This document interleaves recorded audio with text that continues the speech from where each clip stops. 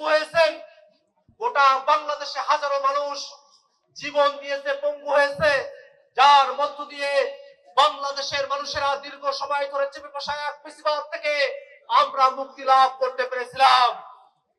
এবং তারপরে আমরা একটা নতুন বাংলাদেশের প্রত্যাশা করেছি, এমন এক বাংলাদেশ যেই বাংলাদেশে কোনো বিভাজন থাকবে না, যেই বাংলাদেশের সকল নাগরিকের অধিকারকে সুরক্ষা দেওয়া হবে, যেই বাংলাদেশে গণতান্ত্রিক প্রতিষ্ঠানগুলোকে শক্তিশালী ভাবে দাঁড় করানো হবে। গণতন্ত্র, ভোটাধিকার এবং রাষ্ট্রীয় প্রতিষ্ঠানগুলোতে জবাবদিহিতা নিশ্চিত করা, এটাই ছিল আমাদের মূল উদ্দেশ্য।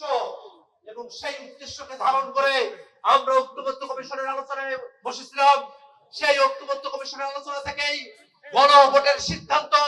সেই গণভোটে এই কালীগঞ্জের মানুষেরা, গাজীপুরের মানুষেরা, বাংলাদেশের মানুষেরা 70% মানুষ গণভোটে হ্যাঁ এর পক্ষে অবস্থান দিয়েছে।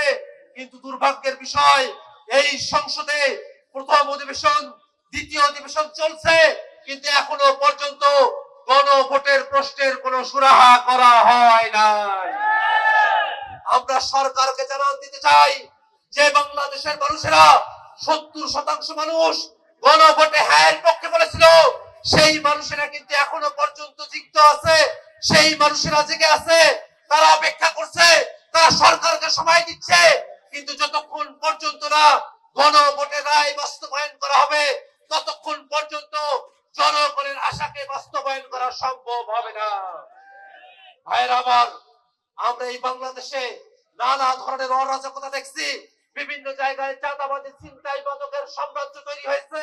আমরা সরকারের কাছে বলতে চাই, বাংলাদেশ থেকে মাদক, চাঁদাবাজের যে সাম্রাজ্য তৈরি করা হয়েছে, সেগুলোকে অবশ্যই নির্মূল করতে হবে।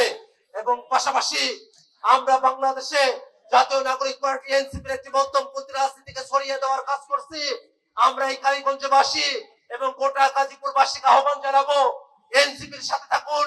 এনসিপি শাপলা পরিবার নিয়ে গোটা বাংলাদেশে মধ্যমপন্থী গণতান্ত্রিক যে রাজনীতির সূচনা করেছে, সেই রাজনীতির হাতকে শক্তিশালী করার জন্য আপনাদের সকলের প্রতি আহ্বান জানিয়ে আমি আমার বক্তব্য এখানে শেষ করছি।